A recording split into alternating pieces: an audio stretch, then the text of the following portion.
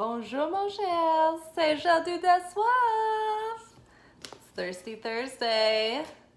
Good evening. Tip of the hat to you.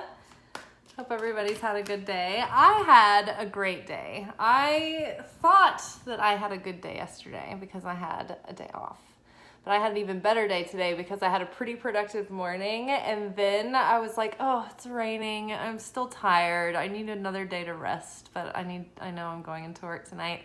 And I had just finished the thought of thinking, I am so lucky. Like, my one manager who's in charge of my schedule, it's like he just reads my mind.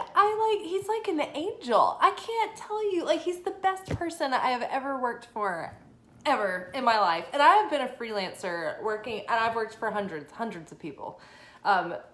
Best boss ever.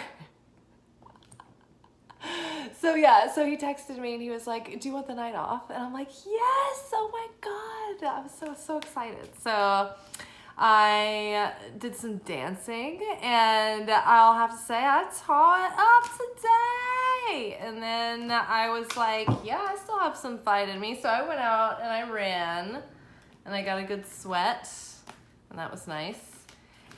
And then I came home and I finished my workout, and I kind of like looked around the garden, and I've got some like things that are starting to sprout and grow a bit. So it's very exciting, signs of life outside.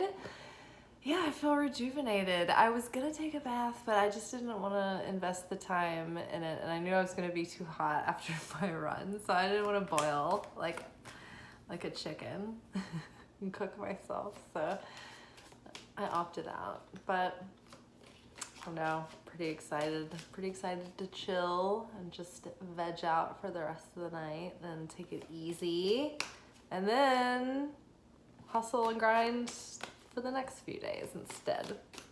All right, so let's find out what is in store for us over the next week or two with our love lives. That's what we're here for. We're here for our weekly Thursty Thursday romance oracle reading. So what can we find out to help us direct ourselves, direct our hearts, practice self-love and high self-worth, make good choices, stay optimistic about your love life. And it's funny, this card usually doesn't come up if things are going great, so maybe you feel like the paint's just drying on the wall, or there's just like a void, but that's good. Leave the void as a void, because the universe will fill that void. And if you stand your ground and you hold on to your, your desires and your like deal breakers and your like must-haves and all of those things, and you're like, I'm not settling, I know what I want, I'm not gonna like just go willy-nilly, you know what I mean? You're like out there, you have like an idea of what you want. So stay optimistic, all right? Don't worry if nothing seems to be happening. You could meet someone at any point, a grocery store, in a coffee shop. This girl that I was like, I had to go get this like issue dealt with at the bank like a few months ago. Her name, well, we'll leave her nameless, but she was telling me somehow about like, we got to talking about how she had spent some time in Europe, and she went there like hoping to meet her soulmate and we all like get our idea of like what relationships should be like from our parents. So her parents met in Paris at a coffee shop because they were like squeezed in at like the same table, like, hey, is anyone sitting here kind of thing. And like her mom had like gone abroad hoping to like go on an adventure and meet her husband. So like, just like the bar was set for like, oh yes, exactly what movies are like in Hollywood. Every time we've ever gone to a coffee shop ever, for anyone who's, I just like to work at coffee shops, no matter how cold that man is, he is sitting there hoping to like, this will be an everlasting love. You know it. He's sitting there waiting for his little Meg Ryan to walk in the door. Stay optimistic. Any day, any time, no matter, it could just happen, snap of a finger, you least expect it. Stay optimistic. Let your friends help. Ask for and accept support from others. This card came up again recently. So I don't know. If people are inviting you out, maybe take a chance. Or talk to them about your love life, and maybe they have some insight, and maybe they can give you some tips and tricks, or maybe tell you all about how codependent you are and how you need to just focus on self-love and parent healing. I can't wait to see what our fourth card is. Addictions are affecting your romantic life. So are you prone to reactive patterning in your romantic life or your love life? Or do you have literal addictions or compulsive behaviors or patterns that are negatively affecting your love life or keeping you kind of closed off from like allowing that energy to come in? Like, are you addicted to any one situation, or the idea that it has to be a certain way? Like the message of the devil is always like, it has to be this way. Like, there is no other way. It's the only way. And it's like, that's never really true. There's a million different ways. And yeah, I mean, we can have like many soulmates in a lifetime. It doesn't have to be one person. If somebody is not rising to the occasion, in Kabbalah, they teach that like someone else can like spontaneously come in and become your soulmate. Like, it's really just whoever really resonates with you the most at any given time and is open and willing and like wants you to and is ready and like emotionally available, or at least at the same like balance of you have a balance of codependency together that you can like work through. Because also too, we can't set the bar too high, because we're never going to be 100% not codependent.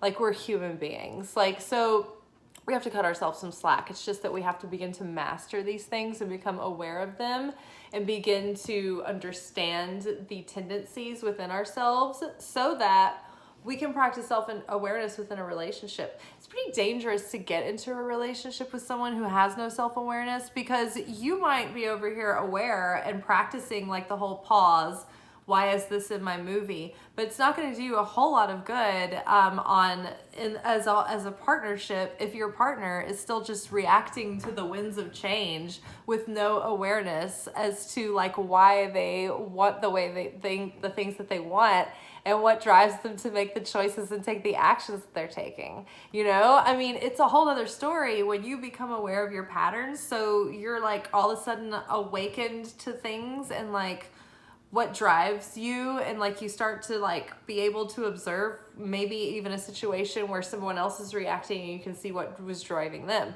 So if you're like in an intimate relationship with someone who is completely reactive to the changing moment, the conditions of the moment, and you're like actually like stable and like able to like choose with free will, then that's not going to be a very good relationship anyway, right? So find your like baseline, you know, like your resting rate of happiness, joy, fulfillment, and like know where you are like solid on your own, and then incorporate other people into it. Because you don't want, like, you want to be able to have a healthy relationship where it's interdependent and you can compromise and like take each other's needs into account, but you want to be able to like hold on to your own identity enough to where you're just not like losing yourself, or being Mr. Nice Guy or like Miss Nice Girl, and like just being like a people pleaser, or like, you know, becoming a doormat. Because you need to like be able to maintain who you are and like what you think and what you believe, and like your own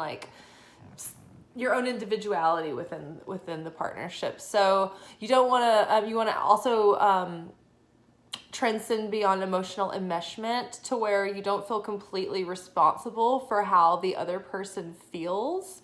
Like to a certain degree, like you're sensitive toward their feelings, but you also know that they're responsible for, like, for instance, taking something personally if it's not meant personally or whatever, or if they are, you know, they are prone to say like be insecure or jealous. Like you can't change yourself to like help them cope, you know. That's like that's codependency. That's a bad toxic codependent relationship right there, right? But it's like it's if two people know their patterns and they own their shit and they're like, yeah, I'm trying to work on this, like, and I'm glad that you show me my shit and I show you your shit, and like let's help each other like become better people. And sometimes it's gonna be not that pleasant, but we're in it to win it, and like we can grow together and communicate.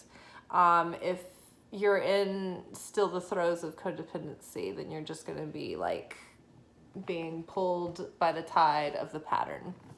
So what's our fourth card gonna be, you guys? Want to take any bets? Is it forgiving and learning? Is it parent healing? Or is it love yourself first? Let's see what we got. What do we need? What are we gonna finish on for the week to just maintain awareness and be our best selves for ourselves? Love ourselves. Because if you can't love yourself, you don't know how to love other people, and you won't know how to show other people how to love you.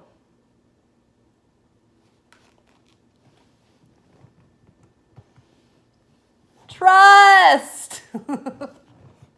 This card usually comes up when things aren't going very like obviously wonderful also, so stay optimistic and trust. I also remember that we got like 2 cards in our full moon eclipse reading that were like that the subtitle said your family and like your possessions in your household are all safe and secure. So it's like all is well, like don't worry, just be fine, be well. That's what Jesus would just do to people. He'd be like, okay, we'll be well. And they'd be like, but like, I don't know how. Just do it. Just do it. Fuck it. Kids. So stay optimistic. Let your friends help. Codependency, you know, just start to become more aware of it and delve into those subconscious patterns. Maybe like give yourself some prompts and like walk it out, you know, in a hike or like a forest walk or something with like some headphones in. Go journal and do a long walk and then journal, but maybe do some spiritual work and reflection and some journaling with exploring your codependent patterns this week, and just trust that everything in your love life is going to be fine. Everybody, there's someone for everyone. And, you know,